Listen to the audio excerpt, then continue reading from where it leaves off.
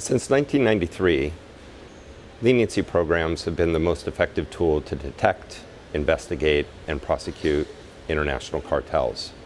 But in recent years, there's been a perception among competition enforcers that the number of leniency applications, especially related to international cartels, has been dropping.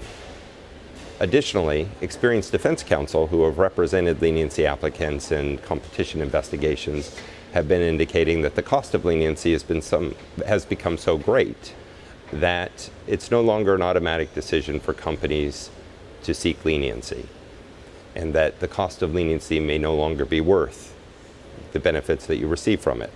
I still believe that leniency is an extraordinary opportunity for a company that finds itself engaged in cartel conduct. However, we shouldn't ignore the warning signals that we're hearing, and competition enforcement community should be doing more to understand whether there are ways in which the incentives for leniency are no longer as great as they used to be. The proliferation of leniency programs, as well as private enforcement, has undoubtedly changed the calculus for companies in deciding whether to come in for leniency.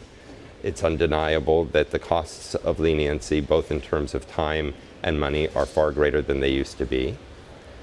Additionally, the potential for civil exposure in private damage litigation is also much greater than it was in the past, as more and more jurisdictions add private enforcement remedies. Additionally, there's a greater risk that companies will not be able to obtain leniency in each of the affected jurisdictions in which they would have exposure. There are things that enforcers can be doing and can consider to do to improve the incentives to come in for leniency, however. The first of these would be to seek greater convergence on marker systems that are used for leniency applications. Right now, there are a significant number of different marker systems that jurisdictions employ in deciding whether to grant leniency, and a company seeking to navigate those has to spend much more time researching and working to comply with each jurisdiction's marker system. This, in turn, creates the risk that they will not be the first company to obtain a marker in all of the jurisdictions in which they may need to seek leniency. Additionally, more can be done to improve confidentiality protections for leniency information. Leniency applicants have great concerns that their confidential information can be leaked or will not be safeguarded, and this in turn could lead to greater risk of civil exposure, both in the jurisdiction in which they seek leniency, as well as other jurisdictions in which they might have exposure. Similarly, jurisdictions should consider eliminating the requirement of mandatory confidentiality waivers to allow the competition enforcer in one jurisdiction to share the leniency applicant's confidential information with a leniency enforcer in another jurisdiction in which leniency has been sought.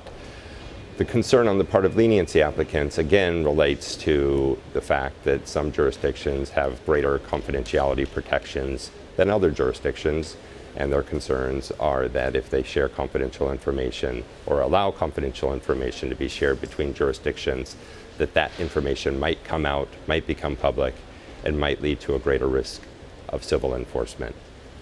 Finally, I think there are a variety of ways that we can improve the efficiencies in our investigations, and in doing so to reduce the cost to leniency applicants of seeking leniency in multiple jurisdictions. Examples of that would include eliminating conflicting deadlines and requirements that are imposed on leniency applicants. In my experience, leniency applicants often receive conflicting instructions and deadlines from different jurisdictions in which they have sought leniency. This can largely be avoided by greater cooperation and coordination between leniency applicants and the enforcers in the different jurisdictions in which they've sought leniency. Additionally, more can be done to ensure that witness interviews and witness statements are better coordinated across investigations. This can be accomplished, for instance, through allowing joint interviews or scheduling interviews to occur at a single time in a single location, so that we make more efficient use of the witnesses who are key to establishing leniency applications, as well as to prevent witness fatigue.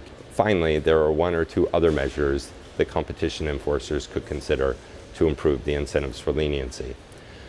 The first would be to either cap or eliminate private damage exposure for leniency applicants. And the second would be to consider forms of whistleblower rewards, not for leniency applicants, but for individuals who come forward with information that leads to cartel investigations. This latter remedy is actually being used by some competition agencies right now, and it would warrant further discussion and perhaps an OECD roundtable in the future to talk about how those programs are being implemented and their successes to date. Thank you.